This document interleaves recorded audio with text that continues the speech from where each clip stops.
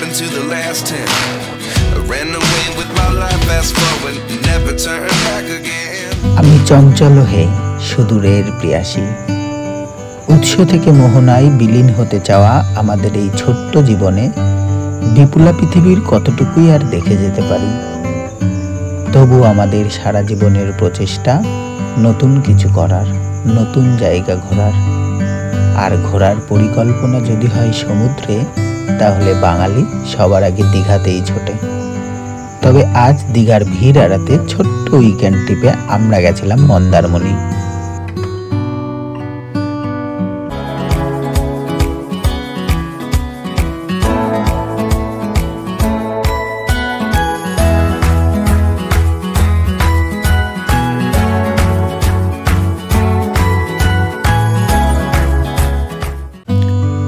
নদিয়া জেলা থেকে মন্দারমণি যেতে আমরা বেছে নিয়েছিলাম বাস রুট।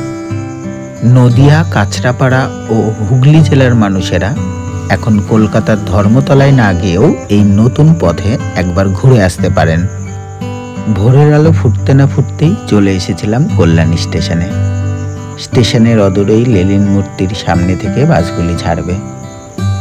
সকালে পরপর অনেকগুলি বাস ছাড়বে, তাই আপনারা বাসের ডিটেলস মনে রাখবেন। অতি অবশ্যই সঠিক সময়ে চলে আসবেন, কারণ বাসগুলি একেবারে নির্ধারিত সময়েই ছাড়ে। সকালবেলা কল্যাণী স্টেশনে লেভেল ক্রসিংয়ের সামনে গরম গরম কচুরি খেয়ে মুখ পুড়িয়ে ফেলে দেরি হওয়ায় হাতে চায়ের কাপ নিয়েই উঠে পড়লাম বাসে।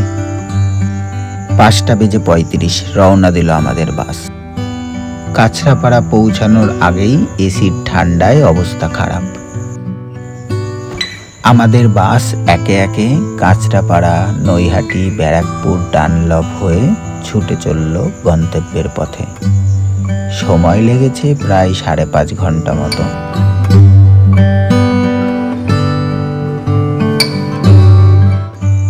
লম্বা এই বাস জার্নির ব্রেক এক জায়গাতেই।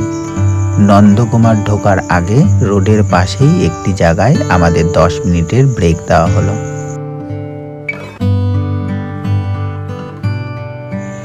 ছোটবেলায় বইয়ে পড়া কোনো জিনিস চোখের সামনে দেখলে এখনো অদ্ভুত ধরনের উত্তেজনা হয়। যেমন এই আমরা পেরোচ্ছি রূপনারায়ণ নদী। ধলভূম থেকে আগত দ্বারকেশ্বর নদ ও পিলাই নদীর মিলিত প্রবাহ রূপনারায়ণ। মনে রেখে পরীক্ষার খাতায় লিখে আসা বা রবি ঠাকুরের রূপনারায়ণের কূলে জেগে উঠিলাম কবিতার ব্যাখ্যা লিখেছি আমরা অনেকেই।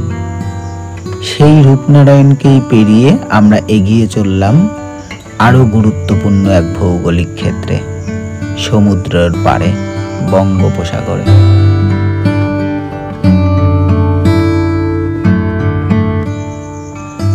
বাস চলে যাচ্ছে সোজা দীঘার পথে।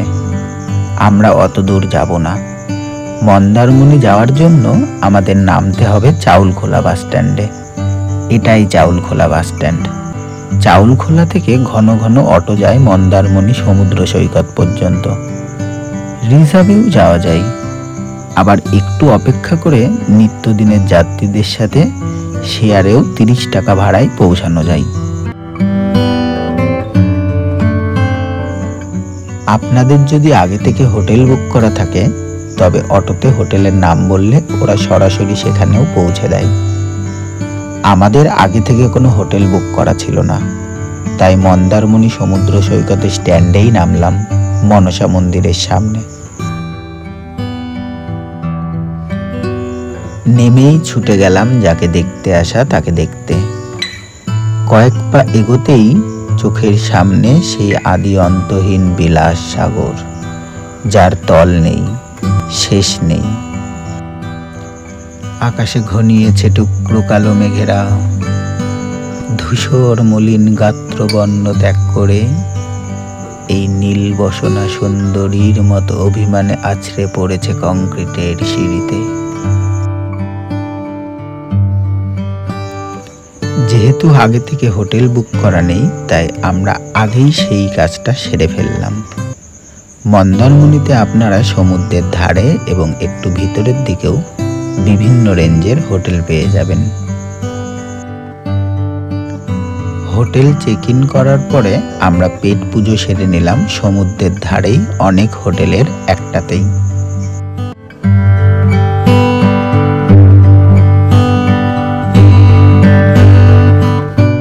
মন্দারমণিতে স্নান করতে গেলে বেলা 12:30-1টায় আসতে হবে সমুদ্রে নামার জন্য, কারণ তার আগে জোয়ারের জল সিঁড়ি পর্যন্ত চলে আসে এবং সেখানে স্নান করা যথেষ্ট বিপজ্জনক। 1টা থেকে প্রায় 3টে অবধি জলে যথেষ্ট ঝাপাঝাপি করে আমরা ক্লান্ত হয়ে গায়ে ট্যান নিয়ে চলে এলাম হোটেলে। তারপর আরেকবার লাপাঝাপি করলাম হোটেলের সুইমিং পুলে। রাত্রের খাওয়া দাওয়ার জন্য প্রচুর হোটেল বা রেস্টুরেন্ট আশেপাশেই রয়েছে। তারই একটা থেকে রাতের খাবার বন্দোবস্ত করে আমরা ফিরলাম আমাদের রুমে।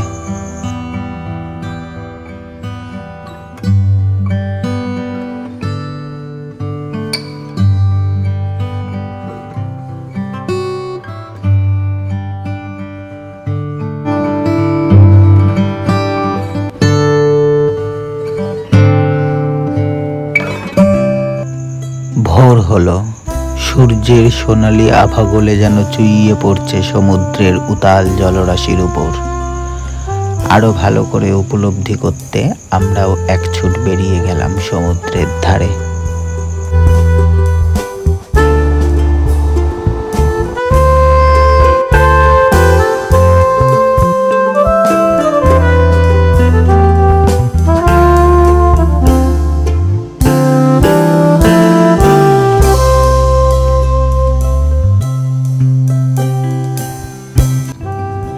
জেলেদের মাছ ধরা দেখতে দেখতে কখন যে অনেকটা দূরে চলে এসেছি বুঝতেই পারিনি। 8:30-9টা থেকে সমুদ্রে আবার জলোচ্ছ্বাস শুরু হলো। আমরা গোড়ারি ভেজানো জলে বেশ কিছুটা দূরে হাঁটছিলাম। ফিরতে ফিরতে সেটাই হাঁটু জল হয়ে দাঁড়ালো। আপনারাও এই বিষয়টা মাথায় রেখে সাবধানে ঘোরাঘুরি করবেন। হিসেব মতো 1.5খানা দিন সমুদ্রের ধারের মাতাল হাওয়ার বেড়াজাল ভাঙা আনন্দ, একের পর এক ঢেউয়ের ভেঙে পড়ার গান, দেখতে দেখতে কখন যে সময়টা কেটে গেল বুঝতেই পারলাম না। একটু এদিক ওদিক ঘোরাঘুরি করতেই অনুভব করলাম আমাদের ফেরার সময় হয়ে এসেছে। আমরা অটো ধরে চলে এলাম চাউলখোলা বাস স্ট্যান্ডে। সেখানেই লাঞ্চ করে ফেরার বাস ধরলাম আমরা। মনে রয়ে গেল শুধু কাটানো সময়ের স্মৃতি, সাগরের নোনা বাতাসের রেণুর মতো পরশ, আর একঘেয়ে জীবন থেকে হঠাৎ চুরি করে রাখা কিছু আনন্দ ঘন মুহূর্ত।